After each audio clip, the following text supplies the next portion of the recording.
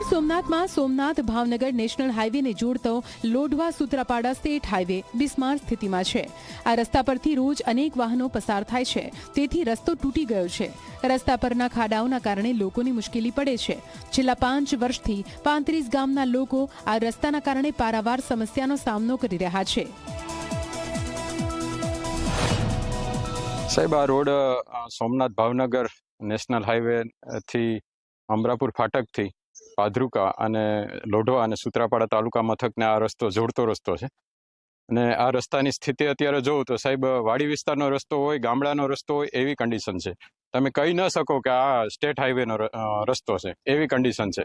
જે લોઢવા અને નેશનલ હાઈવેનો જોડતો રસ્તો છે એ રોડ ઉપર સિમેન્ટ ફેક્ટરી આવેલી છે અને બીજા ભારે વાહનોની અવરજવર બહુ વધારે છે, જેને કારણે જે સામાન્ય પેચ દેખાઈ રહ્યા છે એને રિપેરિંગ કરી અને રસ્તો મોટરેબલ થાય એ માટે ટૂંક સમયમાં કાર્યવાહી કરવામાં આવશે।